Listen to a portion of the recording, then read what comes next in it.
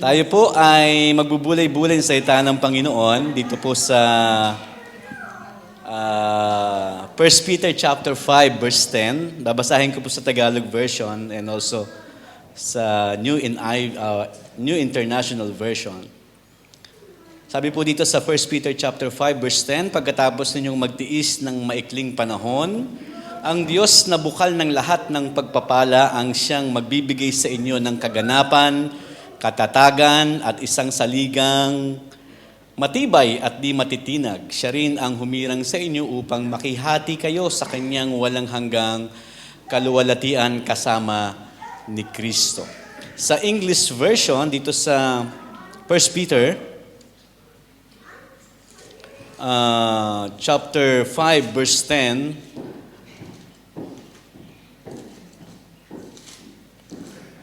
ganito ang ating mababasa.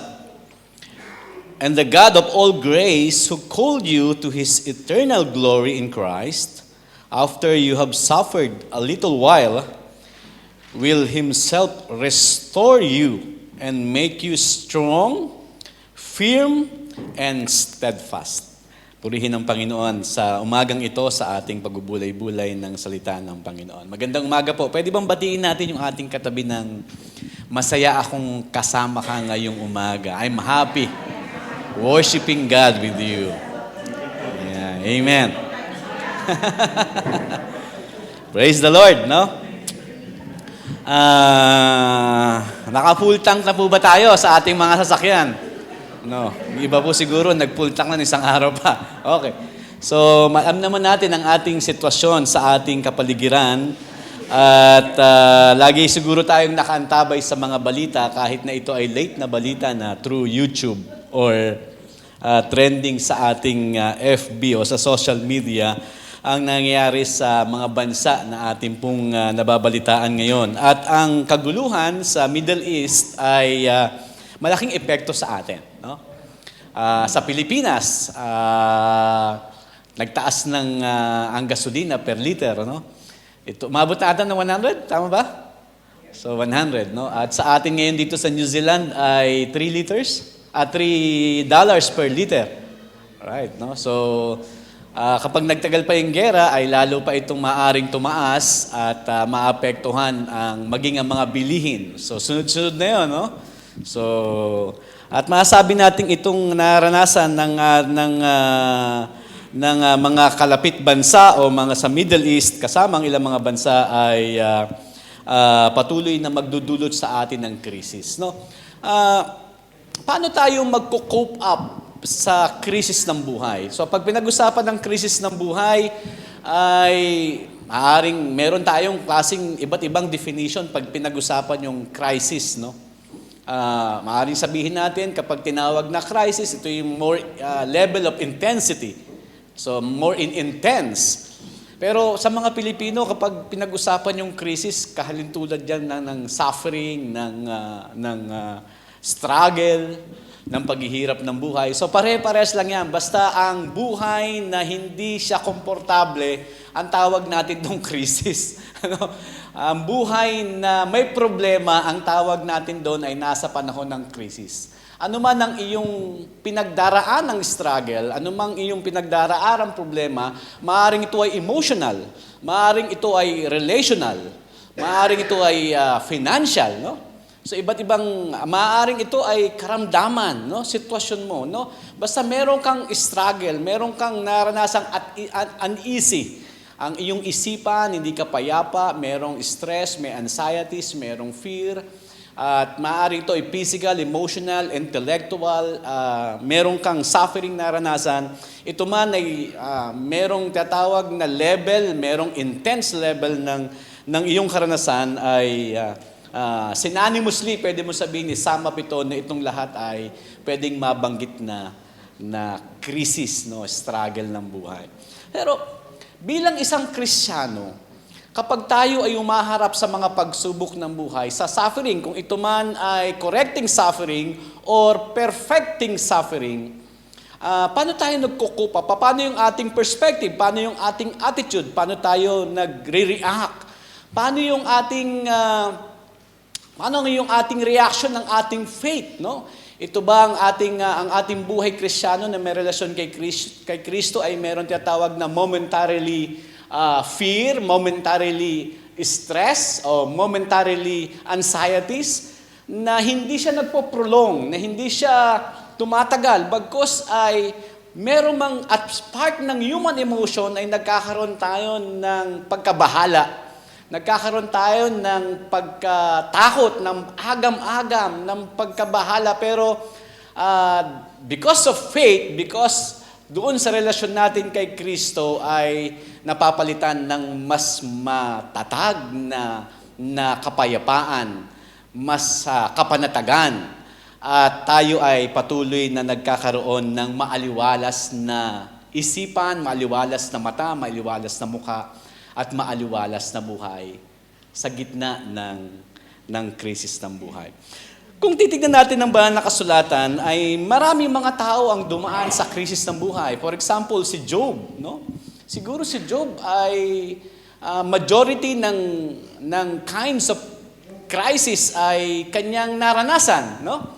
Maaring si Job ay sa aklat ni Job, Book of Job, ay naranasan niya yung tinatawag na relational crisis, no? Sapagkat yung kanyang mga anak ay namatay. No? Maaring economical crisis ay naranasan niya sapagkat yung lahat ng kanyang ari-arian ay nawala. No?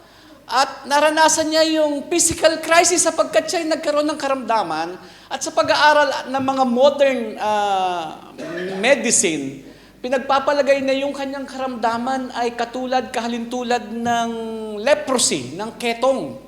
Sapagkat yung kanyang, yung sa Hebrew word na ginamit na kanyang sugat, ay dinefine sa Hebrew word na pagkakagamit niya, merong mga parang, kung titignan mo sa microscope, ay makikita mo parang merong mga gumagalaw na mga liit na bagay.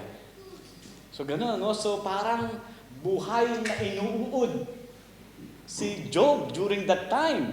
So napakahirap ng kanyang kalagayan. So araw-araw pa siyang ninanag ng kanyang asawa, na sabi ng kanyang asawa, sumpain mo na yung Diyos mo para ikaw ay mamatay na. So ganon yung karanasan ni Job. Pero makikita natin, nagsisti si Job sa Diyos at siya ay nagtanong sa Diyos, siya ay nagpahayag ng kanyang damdamin, at in the end, ay sabi ni Job, Lord, humingi ako ng tawad sapagkat hindi ko kasi maintindihan ng iyong kalooban. Hindi ko maunawaan ng iyong layunin. Ako yung mangmang. Sabi niya, kasi yung mga kaibigan niya nagmamagaling. Kahit siya nagmamagaling na rin. Nagsisisi sa Panginoon. Sabi niya, Lord, sana hindi nila ako pinanganak kung ganito lang aking maranasan. So naglalahad siya ng kanyang damdamin.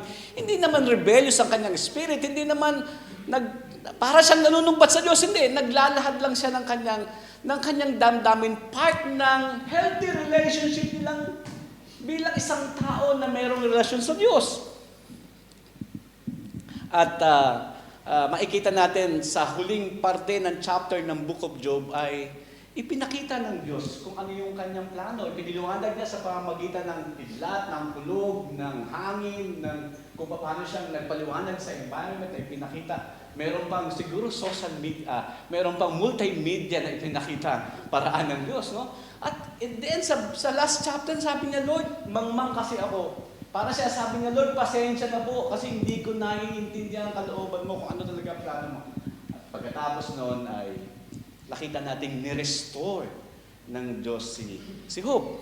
Si Elijah, makakapapansin natin si Elijah. Si Elijah, maraming pagtatagumpay siyang naranasan, no? Si Elijah ay nagtagumpay siya sa kanyang paikipag-debate sa mga propeta ni Baal. Diba? Nagtagumpay siya, pero pagkatapos ng kanyang pagtatagumpay, siguro inaasahan niyang pupurihin siya ng mga tao. Pero pagkatapos noon ay hinabol siya ni Jezebel. At siya ay nagkulong doon sa kuweba, no? At sabi niya, sana mamatay na ako. So nagkaroon siya ng depression. So biruin mo, sa peak ng kanyang pagtatagumpay, biglang bumaksak. No? So sabi nga hindi lahat ng nakangiti at masayang-masaya, okay. Di ba, no? Hindi lahat ng masayang-masaya, wow, ang saya-saya naman ng kapatid na Jojit. Pero maaaring kinabukasan, sa akin ba yung tumutunog? Hindi naman. So kinabukasan ay hindi okay si Jojit, right? No? Kaya hindi porket yung katabi mo, pwede man tignan mo yung katabi mo. kahit nakangiti yan, no? Maaring merong deeper struggle, no? We don't know, no? Alam mo kaya dito sa New Zealand, kaya laging kahit na wala silang kahulugan, they don't mean, no? Sa kanila, ang laging batian dito, how are you? No? How are you? So binibigyan ng pagpapahalaga yung tatawag na baka may emotional struggle. Baka sakaling kapag tinanong ka ng how are you, ay mailahad mo ka ng damdamin at magkaroon kayo ng processing. No? Kahit na minsan talagang naging palasak na lang batian ang ganun ng sitwasyon. Pero napakagandang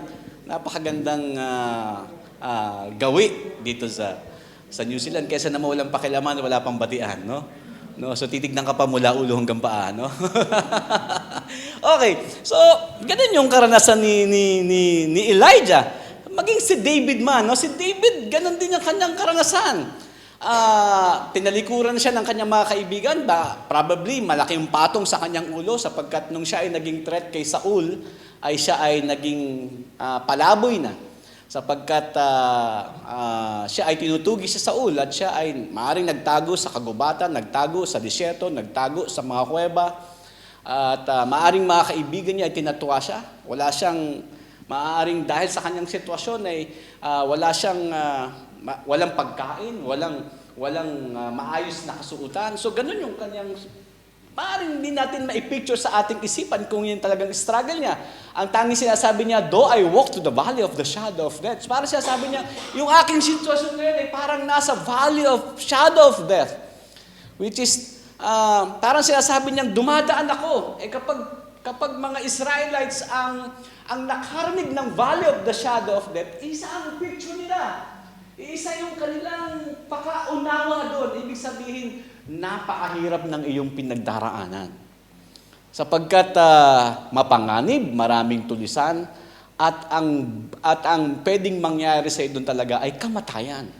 No? Kamatayan talaga, paghihirap at kamatayan. Pero sabi niya, though I walk to the valley of the shadow of death, I will fear no evil, for you are with me. No? Ganon yung kanyang cope up sa panahon ng krisis. Maaring tayo ngayon, merong krisis o merong struggle na pinagdaraanan o probably okay tayo ngayon, no? Sapagkat yung trials naman hindi naman na-schedule yan this coming April wala tayong struggle kasi may camp tayo Di ba, no? Di ba? Bawal ang struggle. Bakit? Pwede kasi maging absent sa camp kapag may struggle Tama ba, no, Brother Jerome? No? Di ba? Hindi pwedeng schedule yung struggle Hindi pwedeng schedule na, Lord, pwede bang sa June na lang ako humarap sa pagsubok? Kaso minsan, sapin-sapin pa yung pagsubok no? Hindi pa natatapos yung isa. Ito na naman yung isa.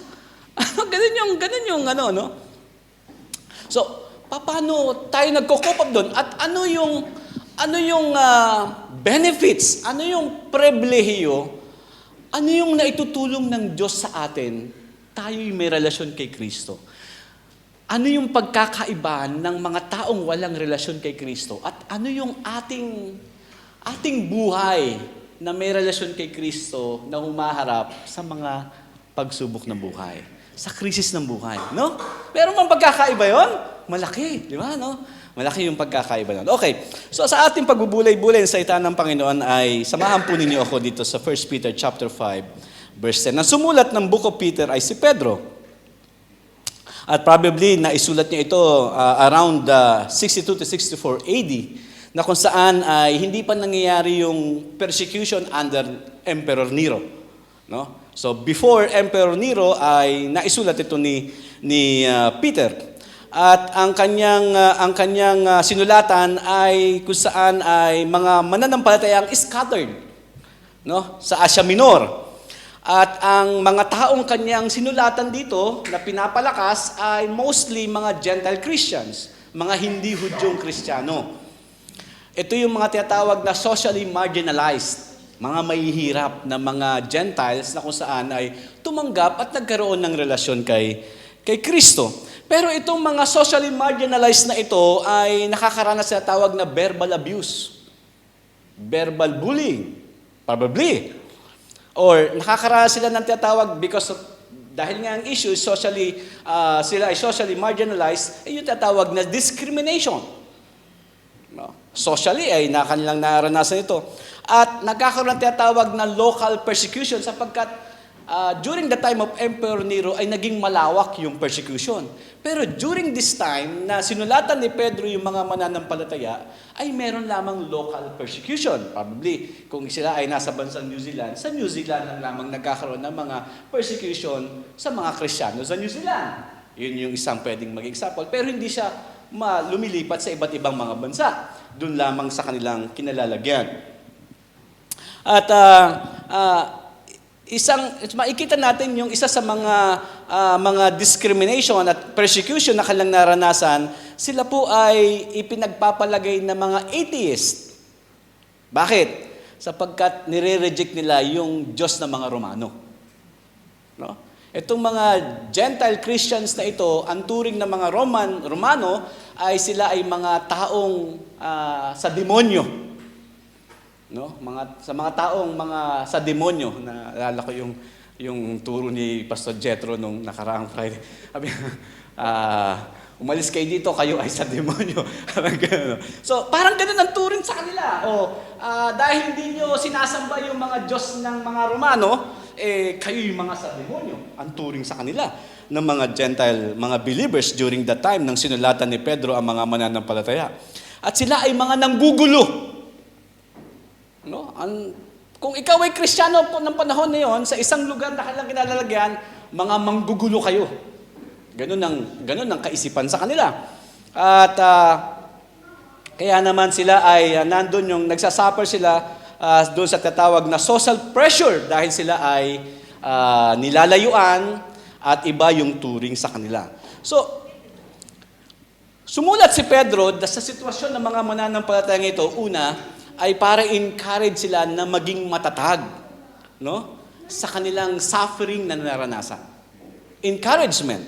Pangalawa ay lalo pa silang hikayatin na sa gitna ng suffering, sa gitna ng local persecution, sa gitna ng kanilang naranasan, discrimination, abuse, etc., lalo kayong magsidhi, lalo pa kayong lumakad sa pananampalataya o lumakad sa kabanalan. Kasi pwedeng ma-compromise. No? Yun yung tinatawag na, ano ba ipagpapalit mo ba si Kristo o sa kayamanan? Ipagpapalit mo ba ang magandang kalagayan sa buhay o kay Kristo? Parang ganito lang yun kung gusto mong magkaroon ng magandang kalagayan sa buhay, ito ang iyong maging lakaran. Ito, sumama ka sa amin. Sumama ka sa pagsamba sa mga Diyos, sa mga Romano. At kung pipiliin mo si Kristo, ito naman ang iyong maranasan. Kaya sabi ni Pedro ay sa gitna ng ganito na pwede kayong matukso. Dahil napakahirap ng kanyang naranasan, sabi ni Pedro, patuloy kayong humawak sa pananampalataya, mamuhay kayo sa kabanalan. No? Makikita pa natin dito na kung saan ay ini-encourage niya, lalo niyang pinapalakas yung identity mo with Christ. Yung iyong kaugnayan kay Kristo, lalo niyang pinapalakas. Ini-strengthen niya yung sa iyong pakikipag-isa kay Kristo, ano na ang iyong kalagayan? Ano ang dapat mong panghawakan? Na sa gitna ng mga krisis ng buhay, ikaw ay ambassador ni Christ, ikaw ay anak ng Diyos, ikaw ay ligtas na, so ano yung dapat mong maging reaksyon? Anong maging dapat mong panaw? Yun yung tatawag na strengthen mo na ikaw ay anak ng Diyos, ikaw ay kaisan, ikaw ay isa kay Kristo. Ito yung dapat na maging kaisipan mo at ang iyong pamumuhay. So, binigyan ng pansin sa sa libro ni Peter, yung tinatawag na yung paghihirap kay Kristo, yung paghihirap para kay Kristo ay nagbibigay ng lalo pang kalagayan ng buhay na kung saan ay nagiging matatag, lumalago sa pananampalataya at patuloy na nakakaroon ng pribilehiyo na makapaglingkod. Parang sinasabi niyang, oo, magkakaroon tayo ng suffering, pero after that ay merong tinatawag na glorification. Ang tanong ngayon, ano yung tulong ng Diyos sa panahon ng mga tiisin ng buhay? Ano yung tulong ng Diyos sa atin? Kung tayo man ay umarap sa krisis ng buhay o nasa panahon ng krisis ng buhay. Dalawang bagay po ang dapat nating kilalanin. Una, sa talata na ating pong binasa, sabing ganon, the God of all grace who called you to His eternal glory in Christ, after you have suffered a little while, will Himself restore you and make you strong, firm, and steadfast. Una, ang makikita natin dito, ang Diyos ay bukal ng pagpapala. No? Ang isang bagay na pangahawakan natin dun sa talata ng chapter 5, verse 10 ng unang Pedro, yung mga salitang ang Diyos ay bukal ng pagpapala. God of all grace, no? Pag pinag-usapan yung salitang pagpapalo, pagpapala? Pagpapala, tsaka pagpapalo, ano? No? Ano yung unang pumapasok sa isipan natin kapag narinig natin yung pagpapala? Minsan, ang kalasang pumapasok sa ating isipan ay material blessings, no? Kaya ang daming preacher ngayon, ang tawag sa kanila ay prosperity preacher. No? Sabi niya, maglingkod kayo, payayamanin kayo ng Diyos. Di ba, no? Mga ganun na mga sermon, ano? Magbigay kayo, payayamanin kayo ng Diyos. Lagi kayong magsimba, payayamanin kayo ng Diyos. Parang ganun, no? Kaya sa atin sa Pilipinas, ilabas nyo ang inyong mga pitaka at ibulaslas nyo at yan, pauulan na ng Diyos ng biyaya. Ibuksan nyo ang inyong mga payong at baliktarin nyo sapagkat sahurin nyo yung blessing ng Diyos. Parang gano'n, no? Parang, narinig nyo ba yun? Wala na yun, hindi na nagsisermon yun eh. El Shaddai ba? El Shaddai, no? So, pero nag-evolve, no? Nagbabago yung mga prosperity preacher, no? Minsan may mga prosperity preacher na wala nang binabasa sa Biblia. Ang sinasabi na lang ay more in positive. I declare, gayto ang dapat mong sinasabi. Okay naman yung mga positive na pagsasalita. No? Pero wala nang masyadong binabanggit sa banal na kasulatan o wala na entirely ay sinasabi sa banal na kasulatan. Pero kung pupuntahan nyo ang banal na kasulatan, kung titignan nyo yung turo ng banal na kasulatan, mapapansin nyo, lalo na dito sa Pedro, sa sulat ni Pedro, hindi niya rito binibigyan diin na huwag kayong mag-alala kung meron kayong suffering, ang Diyos sa bukal ng pagpapala, pagpapalain kayo, yayaman kayo. Hindi ganyan yung kanyang binibigyan din. Kahit naman si Paul, hindi ganun yung kanyang binibigyan din. Binigyan lang niya ng diin doon sa unang Korinto na ang kontekstong pinag-uusapan doon ay nananawagan siya sa malawakang abuluyan. Na sinabi niya na kapag kayo naglingkod sa malawakang abuluyan, ang Diyos mayaman. Payayamanin kayo. Pero ang binibigyan niyang diin, hindi yung payayamanin kayo, kundi upang yumaman kayo sa kawang gawa. Di ba? Sabi nga the cost of being disciple. Ano ba yung halaga? Ano ba ang kapalit? Ano ba ang mangyayari kapag ikaw sumunod kay Kristo? Di ba? Sermon ni Brother Jerome, no? Deny yourself. Di ba? Take up your cross and follow me. Deny yourself. Ibig sabihin, ikaw ay susunod kay Kristo, na simula ng pagsunod mo kay Kristo, ang lagi mong bibigyan ng pagpapalaga yung Diyos. Kaya nga yung demand, yung karapatan, lagi mong binibigyan ng diin, yung demand, yung karapatan ni Kristo for His glory. Hindi na yung sarili mo. Di ba, no? Kaya mapapansin mo, yung mga alagad, talaga namang sila, yumaman sila sa yumaman sila, nung magkaroon sila ng pagkakaisa kay Kristo, yumaman sila sa pananampalataya. Di ba? Yumaman sila sa paglilingkod. Di ba? Yumaman sila sa kapayapaan. Biri mo, sa gitna ng persecution, meron silang kapayapaan. Kahit marami kang pera, kung wala kang kapayapaan, walang saysay. Tama? Di ba?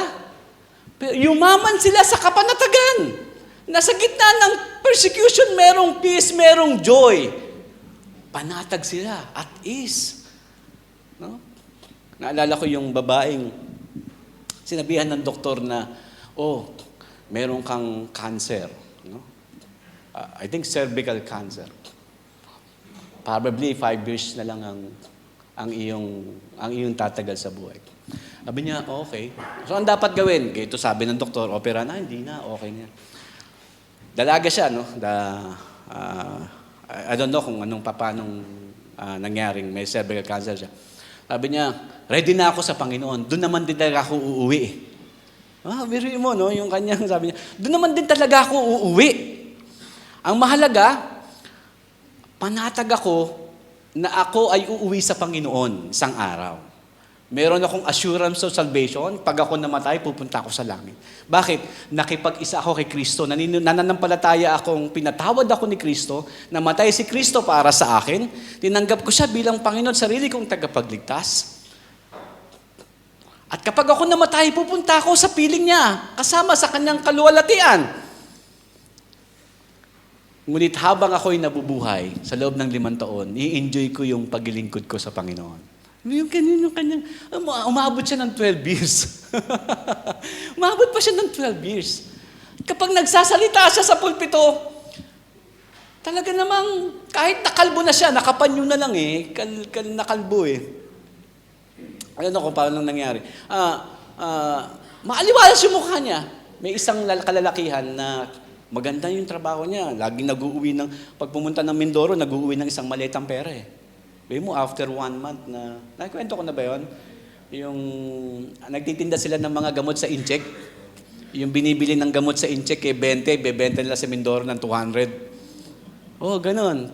Bakit daw, Kam? Bakit ganyan ang bentahan nila? Kasi daw mga Pilipino, kapag mura ang tinda mo, hindi naniniwala na mabisa yung tinda mo. Pero kapag mahal yung tinda mo, mga Pilipino naniniwala mabisa yung tinda mo. Yung psychology ng mga Pilipino, hindi natin alam bakit Kaya, ayun, sampo ng pagtitinda. Bibili sila ng mga gamot sa Chinese drugstore, bebenta nila sa mga probinsya. So yun, pag uwi nila sa Maynila, isang maletang pera. Pero nung umatin siya sa isang fellowship, hangang-hanga siya doon sa kababayan na may cancer. No? Sabi niya, ikaw, masaya ka, mapayapa ka, very secured ka. No? Ako, marami akong pera sabi niya. Pero wala akong kapayapaan. Sabi niya, wala akong kapanatagan. I am not insecure ako. Lalo na pag-uusapan yung salvation. Hindi ko alam kung saan ako pupunta. Pero umaati siya sa church. Pero sabi niya, inaamin niya, hindi ko alam, hindi ko sigurado kung pupunta ako sa langit. Pero lagi ako umaati sa simbahan. Biruin mo, Possible ba yun? Yes! Possible yun. Sapagkat hindi naman garantiya yung lagi kang sumadalo sa simbahan, maliligtas ka, Sapagkat ang kaligtasan ay personal relationship kay Christ. Kaya nga sinabi ko na this is not about religion, it is about relationship with Christ. Kaya nung siya ay sabing ganun, kaya alam mo yung lalaking yon, pagkalipas ng ilang taon, nagpastor yon. Sa pangalang Pastor Boy Manalo. Ayan, sa Pastor Boy, ano ba pangalan niya? Ba't tinatawag na Boy? Ano ba, mami, yung pangalan niya? Norberto, Norberto Manalo. Yun yung kanyang patotoo.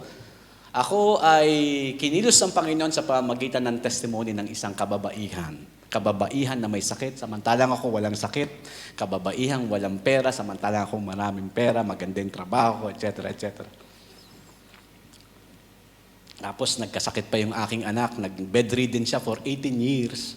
Pero naglingkod ako sa Panginoon. Biro mo, Yun yung, ganyan yung kanyang tugon. So, pag pinag-usapan yung bukal ng ang Diyos ay bukal ng pagpapala. Ang setting nito ay andun yung tulong ng Diyos.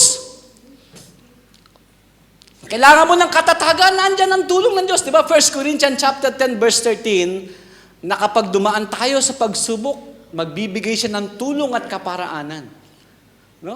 It's not about, of course, merong blessing ng Diyos materially, sapat. Kaya nga yung mga mananampalataya laging binibigyan ng diin na ang Diyos ay magbibigay sa inyo upang yumaman kayo sa kawang gawa, upang yumaman kayo sa pagtulong. Deny yourself.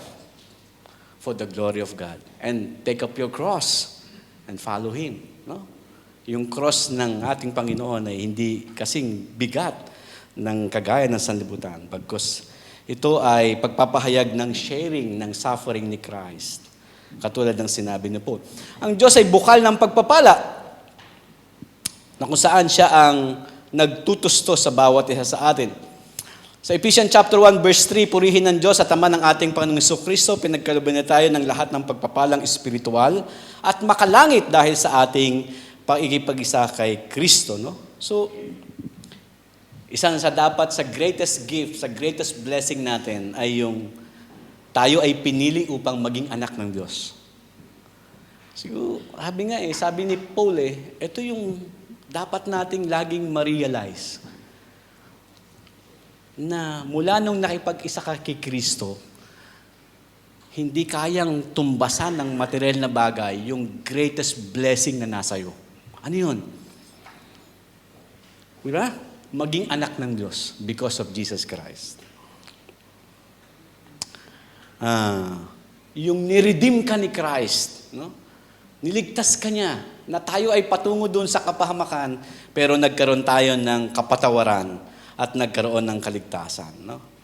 So ito yung greatest gift, ito yung greatest blessing na ibinigay sa atin ng ating Panginoon. No? Siya ang nagbibigay sa atin ng kaganapan. Sabi pa sa mga talata, ito yung blessing na kung saan nagbibigay ng kaganapan, nag-restore. Ang sabi ngayon sa talata, i-restore niya. No? Maaring hindi perfect yung ating situation. Pero ang sabi ngayon, ito kinikreate yung tatawag na mula doon sa kalagayang sira ay pinapaging banal, iniaayos. No?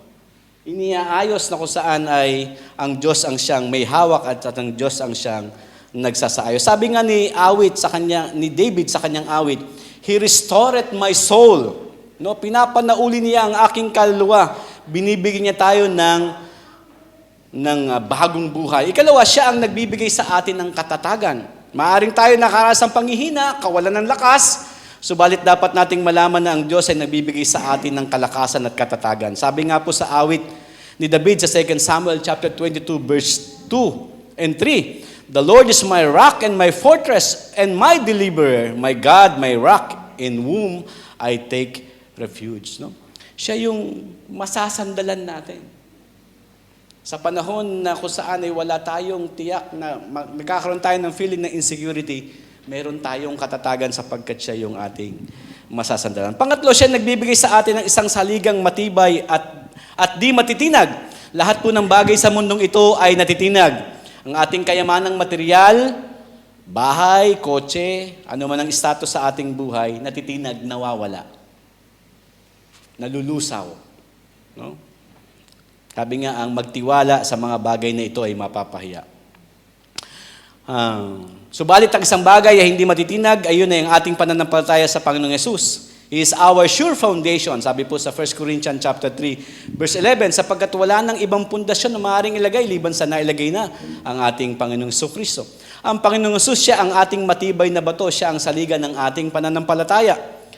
Kaya nga sabi sa Hebrews chapter 12, ituon natin ang ating paningin kay Jesus, na siyang pinagmulan ng ating pananampalataya. Sa pagharap natin sa krisis ng buhay, sa mga problema, ang laging panawagan ng Biblia ay huwag kang, sabi nga, don't look to the bigness of your need. Look to the bigness of your God.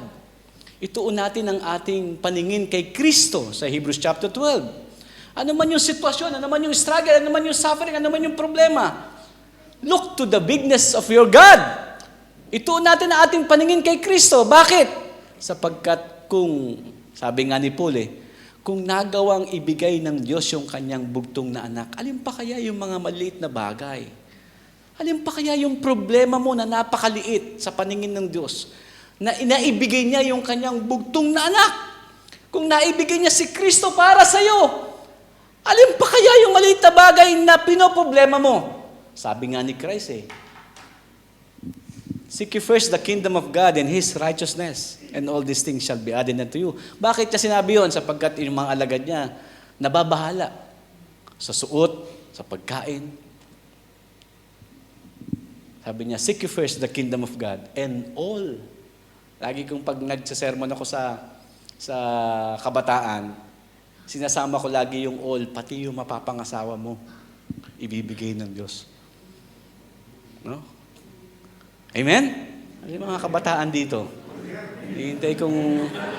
Hinihintay kong sumagot si Japet eh. Hindi. Di ba?